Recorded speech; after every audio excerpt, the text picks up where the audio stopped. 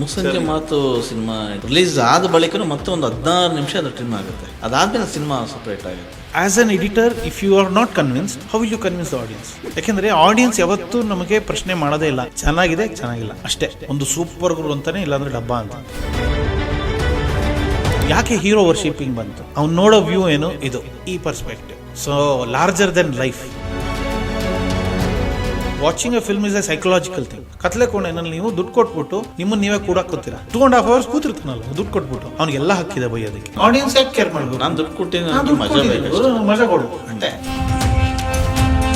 So next ನಾನು music direction ಮಾಡೋಣ ಅಂತ. ಹಂಗೆ ಡೈರೆಕ್ಷನ್ ಆಕ್ಷನ್ ಕಟ್ಟಿದ್ರೆ ಆಯ್ತಪ್ಪ. ಏನು ಮುಸ್ಸಂಜೆ ಮಾತು ಸಿನಿಮಾ ಎಡಿಟಿಂಗು ಎಲ್ಲ ಆಗುತ್ತೆ, ಸಿನಿಮಾ ರಿಲೀಸ್ ಆಗುತ್ತೆ.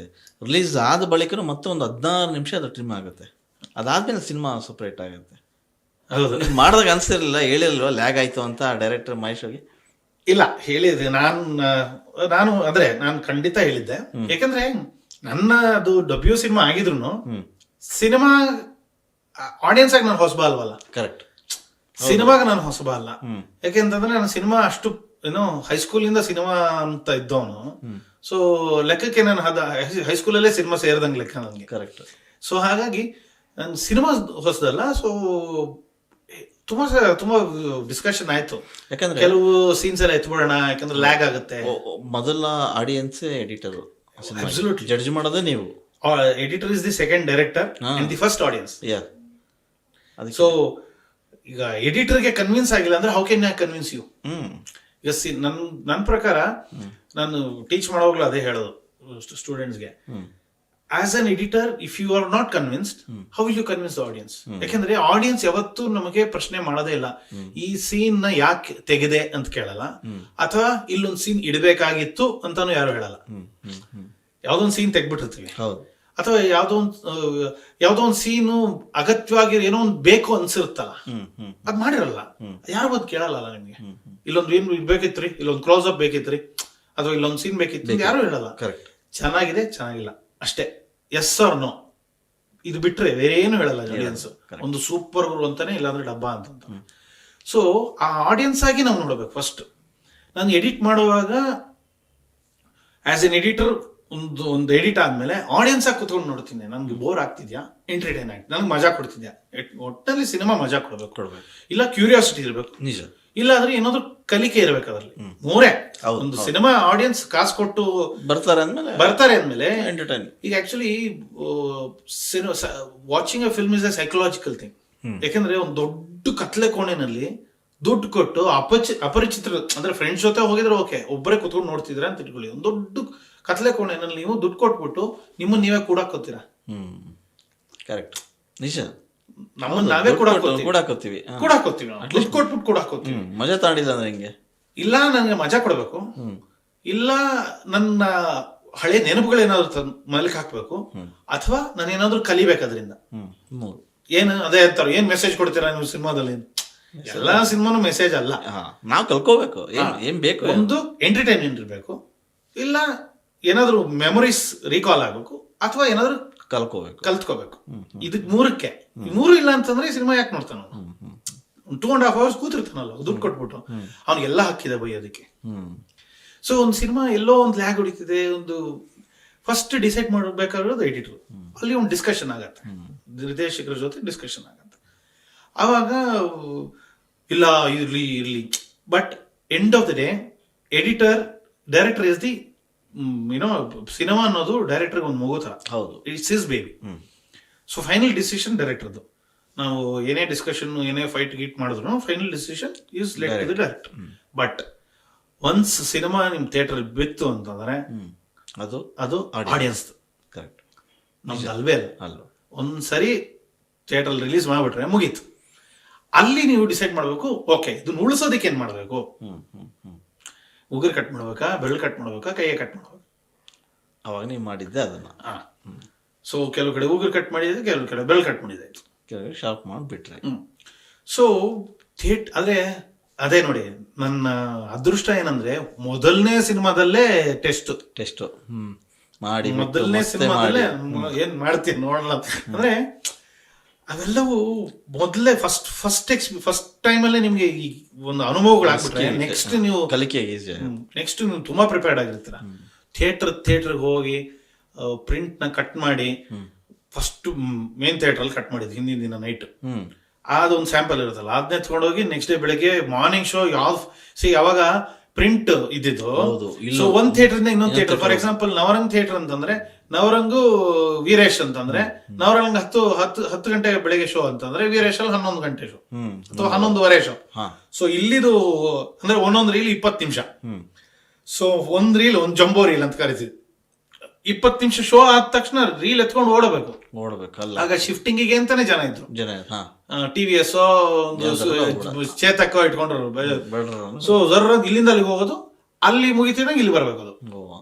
ಸೊ ಹಿಂಗೆ ರೊಟೇಷನ್ ಇರೋದಲ್ಲ. ಸೊ ಬೆಳಿಗ್ಗೆ 10 ಗಂಟೆಗೆ ಯಾವ ಥಿಯೇಟರ್ ಇದೆ ಅಂತ ನೋಡ್ಕೊಂಡು 9 ಗಂಟೆಗೆ ಅಲ್ಲಿ ಹೋಗಿ ಅಲ್ಲಿ ಕಟ್ ಮಾಡಿ 11 ಗಂಟೆಗೆ ಯಾವ ಸ್ಟಾರ್ಟ್ ಆಗುತ್ತಲ್ಲ ಅಂದ್ರೆ ಬೇರೆ ಕಡೆ ಅಲ್ಲಿ ಓಡೋಗಿ ಈಗ ಇಲ್ಲಿ ಸ್ಟಾರ್ಟ್ ಆಗೋಗಿತ್ತು ಅಂತಂದ್ರೆ ಈಗ ರೀಲ್ ಸ್ಟಾರ್ಟ್ ಆಗ್ಬಿಟ್ಟಿದೆ, ಏನ್ ಮಾಡೋದು? 11 ಗಂಟೆಗೆ ಯಾವ ಸ್ಟಾರ್ಟ್ ಆಗತ್ತಲ್ಲ ಅದ್ರದ್ದು ಇಲ್ಲೇ ಇರುತ್ತೆ, ಈ ಥಿಯೇಟರ್ಲ್ಲೇ ಇರುತ್ತೆ. ಈ ಥಿಯೇಟರ್ಲ್ಲೇ ಸೆಕೆಂಡ್ ಹಾಫ್ ಕಟ್ ಮಾಡ್ಬಿಡೋದು. ಸೆಕೆಂಡ್ ಹಾಫ್ ಕಟ್ ಮಾಡ್ಬಿಟ್ಟು ಬೇರೆ ಎಲ್ಲ ಹೋಗ್ಬಿಡೋದು. ಇದು 11 ಗಂಟೆಗೆ ಹೋಗಕ್ ಮುಂಚೆ ಇಲ್ಲಿ ಬಂದು ವಾಪಸ್ ಮತ್ತೆ ಫಸ್ಟ್ ರೀಲ್ ಕಟ್ ಮಾಡೋದು ಫಸ್ಟ್ ಹಾಫ್ ನೋಡಿ. ಸೊ ಈ ತರ ಟೆಕ್ನಿಕಲಿ ಎಷ್ಟು ರಿಸ್ಕ್ ಇರುತ್ತೆ. ಆದ್ರೆ ನೋಡ್ಬೇಕಾದ್ರೆ ಜನ ನೋಡಿ ಡಿಸೈಡ್ ಮಾಡ್ಬಿಡ್ತಾನೆ ಇದು ರಾಂಗ್ ರೈಟ್ ಅಂತ ಹೇಳಿ. ಅಂದ್ರೆ ಸಿನಿಮಾ ಪ್ರೋಸೆಸ್ ಆಗಲ್ವಾ. He won't care, he doesn't care. Audience ಯಾಕೆ ಕೇರ್ ಮಾಡ್ಬೇಕು? ನಾನು ದುಡ್ಡು ಕೊಟ್ಟಿನಿ, ನನಗೆ ಮಜಾ ಬೇಕು, ಮಜಾ ಕೊಡು ಅಷ್ಟೇ, ಎಂಟರ್ಟೈನ್ ಮಾಡು. ಕರೆಕ್ಟ್. ಬಟ್ ಪ್ರಾಬ್ಲಮ್ ಏನಂದ್ರೆ ಈಗ ಆ ಎಂಟರ್ಟೈನ್ಮೆಂಟ್ ಈ ಮೊಬೈಲ್ ಬಂದು ನಿಲ್ತು. ಸೊ ಅದೇ ಹೇಳ್ತಿರ್ತೀನಿ, ಏನಕ್ಕೆ ನಮ್ಮ ಯಾಕೆ ಹೀರೋ ವರ್ಷಿಪಿಂಗ್ ಬಂತು? ಯಾಕೆ ಕಟ್ಔಟ್ ಹಾಕೋದು, ಯಾಕೆ ಹಾಲು ಸುರಿತಾರೆ, ಯಾಕೆ ದೊಡ್ಡ ಹಾರ ಹಾಕ್ತಾರೆ ಅಲ್ವಾ, ಯಾಕೆ ಸೈಕಾಲಜಿ ಬರ್ಸ್ತಾರೆ. It's a psychology. ಯಾಕಂದ್ರೆ ಆ ಫೆನೆಟಿಕ್ ಫ್ಯಾನ್ಸ್ ಇದಾರಲ್ಲ ಅವ್ರು ಕೂತಿರೋದೇ ಫ್ರಂಟ್ ರೋ ನಲ್ಲಿ. ಕರೆಕ್ಟ್. ಹಿಂಗೆ ಬರ್ತಾ ಹಿಂದೆ ಬರ್ತಾ, ಯಾಕಂದ್ರೆ ಫ್ರಂಟ್ ರೋ ಯಾರು ಕೂರ್ತಾರೆ? ಈಗಲೂ ನಿಮ್ಮ ಮಲ್ಟಿಪ್ಲೆಕ್ಸ್ ತಗೊಂಡ್ರು ಫ್ರಂಟ್ ರೋ ಚೀಪೆಸ್ಟ್. ಹೌದು ಅಲ್ವಾ? ಗಾಂಧಿ ಸೀಟ್ ಸೂಪರ್ ಅಲ್ಲ, 10 ರೂಪಾಯಿ ಗಾಂಧಿ ಕ್ಲಾಸ್. ಹೌದು. ಹಿಂದೆ ಹೋದ್ರೆ 30-40 ಇತ್ತು, ಮೇಲ್ಗಡೆ ಹೋದ್ರೆ 50-60 ಇತ್ತು. ಸೊ ಫ್ರಂಟ್ ಕ್ಲಾಸ್ ಯಾರು ನೋಡೋದು? ಫ್ಯಾನ್ಸ್. ಬಟ್ ಏನಕ್ಕೆ ಅವರು ಫ್ರಂಟ್ ರೋ ನಲ್ಲಿ ಇದ್ದಾರೆ? People who can't afford balcony ticket. ಆಮೇಲೆ ಅವನಿಗೆ ಅದೇ ಎಂಟರ್ಟೈನ್ಮೆಂಟ್. ಬಾಲ್ಕನಿಲಿ ಕುತ್ಕೊಂಡು ನೋಡೋರು ಆಗಿಂದೇ ಹೇಳ್ಕೊಳ್ಳೋಣ, ಈಗ ಬಿಟ್ಬಿಡಿ. ಒಂದು 20 years ಬ್ಯಾಕ್ ಇನ್ ಜನರೇಷನ್ ಎತ್ಕೊಂಡ್ರು ಟೆಂಟ್ಗಳಲ್ಲಿ ಒನ್ಸ್ ಇನ್ 3 months ಬಾಲ್ಕನಿಲಿ ನೋಡೋ audience. But front row audience ಪ್ರತಿ ವಾರ ನೋಡೋರು. ಅವ್ರಿಗೆ ಎಂಟರ್ಟೈನ್ಮೆಂಟ್, ಯಾಕಂದ್ರೆ ಮನೇಲಿ ಟಿವಿ ಇರ್ಲಿಲ್ಲ, ದೇ ಕಾಂಟ್ ಅಫೋರ್ಡ್ ಟಿವಿ ಅಂತ ಕ್ಲಾಸ್ನವರು.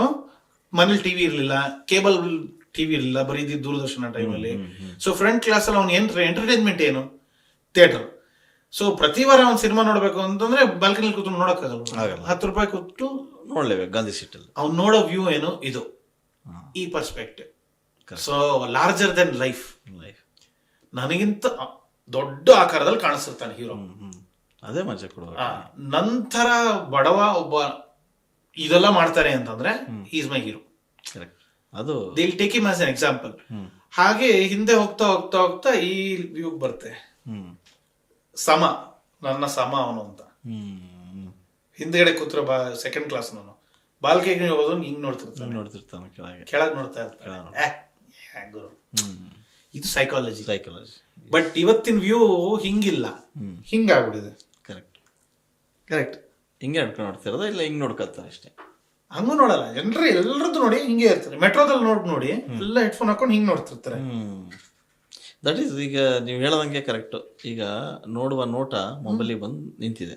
ಸೊ ನೆಕ್ಸ್ಟ್ ಈಗ ಅನದರ್ 10 years ಸಿಂಗಲ್ ಥಿಯೇಟರ್ ಎಲ್ಲ ಹೋದ್ಮೇಲೆ ನೀವು ಕಟ್ಔಟ್ ನೋಡಕ್ಕಾಗಲ್ಲ, ಹಾಲಾಭಿಷೇಕ ನೋಡಕ್ಕಾಗಲ್ಲ, ಹೂನಾರ ನೋಡಕ್ಕಾಗಲ್ಲ, ಪಟಾಕಿ ನೋಡಕ್ಕಾಗಲ್ಲ. ಈಗಲೇ ಕಮ್ಮಿ ಆಯ್ತಾ? ಈಗಲೇ ಹೋಯ್ತು. ಸಿಂಗಲ್ ಥಿಯೇಟರ್ ಎಲ್ಲೆಲ್ಲಿದೆಯೋ ಅಷ್ಟೇ. ಸೊ ನೆಕ್ಸ್ಟ್ ಆ ಫೆನೆಟಿಕ್ ಜನರೇಷನ್ ಚೇಂಜ್ ಆದಂಗೂ ಈ ಟ್ಯಾಟೋ ಹಾಕ್ಸ್ಕೊಳ್ಳೋದು, ಬರ್ತ್ಡೇ ಕೇಕ್ ಎತ್ಕೊಂಡು ಕೊಡೋದು ಎಲ್ಲ ಹೊರಟೋಗುತ್ತೆ. ಯಾಕಂದ್ರೆ ಈಗಿನ ಸ್ಟಾರ್ಸ್ ಎಲ್ಲರೂ ಅಪಾರ್ಟ್ಮೆಂಟ್ ಇರ್ತಾರೆ, ಫ್ಯಾನ್ಸ್ ನ ಒಳಗೆ ಬಿಡೋದೇ ಇಲ್ವಲ್ಲ. ಕರೆಕ್ಟ್. ನಿಜ. ಓಕೆ ಶ್ರೀ ಅವರು, ಈಗ 3-4 ವಿಭಾಗದಲ್ಲಿ ನೀವು ಗುರ್ಸ್ಕೊಂಡಿರೋರು, ಎಲ್ಲ ವಿಭಾಗದಲ್ಲೂ ಬ್ಯುಸಿನೇ. ಆದರೆ ನಿಮ್ಮನ್ನು ನೀವು ಕಂಡುಕೊಂಡಿದ್ದು ನಿಮಗೆ ತುಂಬ ಇಷ್ಟವಾದಂಥ ಕೆಲಸ, ಎಡಿಟಿಂಗ, ಕ್ಯಾಮ್ರಾನ, ನಟನೆನ, ವಾಟ್ ಇದು ಆಕ್ಚುಲಿ ತುಂಬಾ ಜನ ಕೇಳಿದ್ದಾರೆ ನನಗೆ, ಯಾವ ಇಷ್ಟೆಲ್ಲ ಮಾಡ್ತಿಲ್ಲ, ನಿಮಗೆ ನೀವು ಖುಷಿ ಪಟ್ಟಿದ್ದು ಯಾವ್ದ್ರಲ್ಲಿ? ಎಲ್ಲವೂ ಆಕ್ಚುಲಿ ಎಲ್ಲವೂ. ಈಗ ಈಗಲೂ ನಾನು ಕಾರ್ಪೊರೇಟ್ ಫಿಲ್ಮ್ಸ್ ಮಾಡ್ತೀನಿ, ಈಗಲೂ ಕೆಲವು ವಿಡಿಯೋಸ್ ಮಾಡ್ತೀನಿ. ಫಾರ್ ಎಕ್ಸಾಂಪಲ್ ಈ ಮ್ಯಾರಥಾನ್ ಇವೆಂಟ್ಸ್ ಶೂಟ್ ಮಾಡ್ತೀನಿ ನಾನು. ಬೆಳಗಿನ ಜಾವ 4 ಗಂಟೆಗೆ ಸ್ಟಾರ್ಟ್ ಆಗುತ್ತೆ ಫಸ್ಟ್ ರೇಸ್, 42 ಕಿಲೋಮೀಟರ್ಸ್ ಮ್ಯಾರಥಾನ್ 4 ಗಂಟೆಗೆ ಸ್ಟಾರ್ಟ್ ಆಗುತ್ತೆ. 4 ಗಂಟೆಗೆ ಸ್ಟಾರ್ಟ್ ಆಗೋದಕ್ಕೆ ನಾನು 2:50 ಅಲ್ಲಿರ್ತೀನಿ ಸ್ಪಾಟ್ ಅಲ್ಲಿ. ಬೆಳಗ್ಗೆ ಆ ಜನಗಳು ಅಂದ್ರೆ 4 ಗಂಟೆಗೆ ನಾವು 3 ಗಂಟೆಗೆ ನಾವು ಹೋಗಿರ್ತೀವಿ. ಬೆಳಗ್ಗೆ ಬೆಂಗಳೂರಲ್ಲಿರುವ ಒಂದು 20,000 ಜನ ಬಂದು ವಾರ್ಮ್ ಅಪ್ ಆಗಿ ಓಡ್ತಾರೆ ಅಂತಂದ್ರೆ ಅದ್ ನೋಡೋದೇ ಒಂದು ಖುಷಿ ಅಲ್ಲ. ಅದ್ರಲ್ಲೂ ಹತ್ರದಿಂದ ಹಿಡಿಯೋದಿದೆಯಲ್ಲ ಕ್ಯಾಮ್ರಾ, ನೋಡೋದೇ ಒಂದು ಖುಷಿ. ಈಗೆಲ್ಲ ಆತರ ಈವೆಂಟ್ಸ್ಗೆ ನಾನೇ ಮ್ಯೂಸಿಕ್ ಮಾಡ್ಲಿಕ್ಕೆ ಶುರು ಮಾಡಿದ್ದೀನಿ ಯೂಸಿಂಗ್ AI. ಒಂದೊಂದಷ್ಟು ಸಾಲುಗಳು ಬರೆಯೋದು, ಒಂದು ಲೈನ್ಸ್ ಬರೆಯೋದು, ನೀವು AI ಕೊಟ್ರೆ ಅದೊಂದು ಸಾಂಗ್ ಕನ್ವರ್ಟ್ ಮಾಡ್ಕೊಡುತ್ತೆ. ಅದ್ರಲ್ಲಿ ಕರೆಕ್ಷನ್ ಮಾಡ್ತಾ ಒಂದು ಲಿರಿಕ್ ರೆಡಿ ಆಗುತ್ತೆ. ಅದನ್ನ AI ನಲ್ಲಿ ಹಾಕಿ ಮ್ಯೂಸಿಕ್ ಕಂಪೋಸ್ ಮಾಡಿದ್ರೆ ನಮ್ಗೆ ಯಾವ ತರ ಮ್ಯೂಸಿಕ್ ಬೇಕು ಅಂತ ಟೋಟಲ್ ಆದ್ರೆ ಟೈಮ್ ತಗೊಳ್ಳುತ್ತೆ. ಒಂದು 3 days ಸ್ಪೆಂಡ್ ಮಾಡಿದ್ರೆ ಒಂದು ಒಳ್ಳೆ beautiful track ready. So next ನಾನು ಮ್ಯೂಸಿಕ್ ಡೈರೆಕ್ಷನ್ ಮಾಡೋಣ ಅಂತಿದ್ದೀನಿ. ಮಾಡಿ ಇನ್ನೇನು ಇಷ್ಟೇ ಮಾಡಿದ್ರೆ ಅದನ್ನ ಯಾಕೆ ಮಾಡೋದು, ಹಂಗೆ ಡೈರೆಕ್ಷನ್ ಆಕ್ಷನ್ ಕಟ್ಟಿದ್ರೆ ಆಯ್ತಪ್ಪ ಏನು. ಸೊ ಹಾಗೆ ಯಾವ್ದು ಇಷ್ಟ ಅಂತಂದ್ರೆ ಅದು ಹೇಳೋದು ಕಷ್ಟ. ಯಾಕೆಂದ್ರೆ ಐ ಲೈಕ್ ದಟ್ ಆಲ್ಸೋ. ಅಲ್ಲಿ ಶೂಟಿಂಗ್ ದೊಡ್ಡ ಏನೋ ತಲೆ ಅಂದ್ರೆ ಬಹಳ ಕ್ರಿಯೇಟಿವ್ ಕೆಲಸ ಅಲ್ಲ. It is just an event where you capture the moments. But ಅದ್ರಲ್ಲಿ ಒಂದು ಮಜಾ ಇದೆ. ಆ ಒಂದು ಎನರ್ಜಿನ ವಿಡಿಯೋ ಆಗಿ ತೋರಿಸಿದಾಗ ಆ ಎನರ್ಜಿ ನೋಡೋರ್ಗೆ ಫೀಲ್ ಆಗ್ಬೇಕು. ಅಂದ್ರೆ ಅವ್ರು ಏನ್ ವಾರ್ಮ್ ಅಪ್ ಮಾಡಿ ಓಡ್ತಿದಾರಲ್ಲ ಆ ಎನರ್ಜಿ ನೋಡೋನ್ಗೂ ಫೀಲ್ ಆಗ್ಬೇಕು ಅಂತಂದ್ರೆ ಆ ತರ ಟ್ರಾನ್ಸ್ಫಾರ್ಮ್ ಆಗ್ಬೇಕು ವಿಡಿಯೋ ಆ ತರ ಬರ್ಬೇಕು. ಸೊ ಅದೊಂದು ಮಜಾ. At the same time shooting ಮಾಡುವಾಗ ಒಂದು ಮಜಾ ಇರುತ್ತೆ. ಪ್ರತಿದಿನ ಒಂದು ಚಾಲೆಂಜ್. ಈಗ ಔಟ್ಡೋರ್ ಶೂಟಿಂಗ್ ಮಾಡ್ತಿದ್ರೆ ಸೂರ್ಯನೇ ಚಾಲೆಂಜ್ ನಮಗೆ. ಹೌದು, ಲೈಟಿಂಗ್ಸ್ ಸೂರ್ಯನೇ ಚಾಲೆಂಜ್. ಇಂಡೋರ್ ಮಾಡ್ತಿದ್ರೆ ಅದೊಂಥರ ಚಾಲೆಂಜ್, ಎಕ್ಸ್ಪೆರಿಮೆಂಟ್ ಎಲ್ಲ. ಸೇಮ್ ಥಿಂಗ್ ಎಡಿಟ್ ಬಂದಾಗ ಕೆಲವು ಸಾರಿ ಎಡಿಟ್ ಮಾಡುವಾಗ ಒಂದು ಮ್ಯಾಜಿಕ್ ಆಗತ್ತೆ. ನನಗೆ ಗೊತ್ತಿದ್ರು, ನಾನೇ ಶೂಟ್ ಮಾಡಿದ್ರು, ನಾನೇ ಎಡಿಟರ್ ಅಂತ ಗೊತ್ತಿದ್ರು, ನನಗೆ ಕಣ್ಣಲ್ಲಿ ನೀರು ಬರುವಂತ ಒಂದು ಸಿಚುವೇಶನ್ ಇರುತ್ತೆ. ಮ್ಯಾಜಿಕ್ ಆಗತ್ತಲ್ಲ, ದಟ್ ಗಿವ್ಸ್ ಮಿ ಹೈ.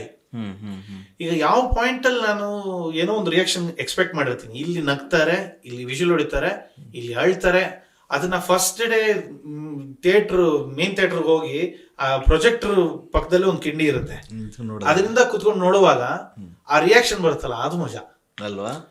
ಅವಾಗ ಅವಾಗ ಈಗ ನಾನು ಆ ಪ್ರಾಜೆಕ್ಟ್ ಅಲ್ಲಿ ಎಡಿಟಿಂಗ್ ಮಾಡಿರ್ತೀನೋ ಕ್ಯಾಮ್ರಾ ವರ್ಕ್ ಮಾಡಿರ್ತೀನೋ ಡಸಂಟ್ ಮ್ಯಾಟರ್.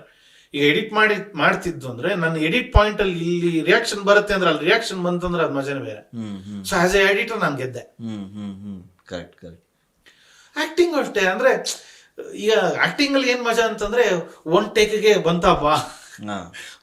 ಯಾಕೆಂದ್ರೆ ನಾವು ನೆಗೆಟಿವ್ ಟೈಮ್ ಇಂದ ಬಂದವರು, ಪ್ರತಿ ಕ್ಯಾನು 11,000 ರೂಪಾಯಿ ಆಗೋದು. ಹೌದು, ಮಾಡ್ಲೇಬೇಕು. ಗರ್ರ ಅಂತ ಕ್ಯಾಮ್ರಾ ಆಕ್ಷನ್, ಕ್ಯಾಮ್ರಾ ಅಂದ್ರೆ ಗರ್ರ ಅನ್ನೋದು. ಆಕ್ಷನ್ ಅಂದ ತಕ್ಷಣ ಒಂದೇ ಟೇಕಲ್ಲಿ ಮುಗಿಬೇಕಪ್ಪ ಅಂತ ಸ್ಟಾರ್ಟ್ ಡೈಲಾಗ್ ಹೇಳ್ಬಿಟ್ಟು ಓಕೆ ಅಂದ್ಬಿಟ್ರೆ ಸಾಕು ಅಂತ. ಈಗ ಡಿಜಿಟಲ್ ರಿಹರ್ಸಲ್ ಇಲ್ಲ, ಮಾನಿಟರ್ ಇಲ್ಲ, ಎಂತದ್ದು ಇಲ್ಲ, ಡೈರೆಕ್ಟ್ ಟೇಕ್. ಯಾರಾಗ್ತಾರೆ ಎಂಎಲ್ಎ ಅಭ್ಯರ್ಥಿ 2028 ಶೀಘ್ರದಲ್ಲೇ. ಪ್ರತಿದಿನ ಒಂದೊಂದು ಕ್ಷೇತ್ರದ ಟಿಕೆಟ್ ಆಕಾಂಕ್ಷಿಗಳ ಸಂಪೂರ್ಣ ಮಾಹಿತಿ ಪೊಲಿಟಿಕಲ್ ಜರ್ನಲಿಸ್ಟ್ KM ಶಿವಕುಮಾರ್ ಅವರಿಂದ. ಕರ್ನಾಟಕದ ನಂಬರ್ 1 ಡಿಜಿಟಲ್ ಮೀಡಿಯಾ ನಿಮ್ಮ ನೆಚ್ಚಿನ ಕರ್ನಾಟಕ ಟಿವಿಯಲ್ಲಿ ಮಾತ್ರ.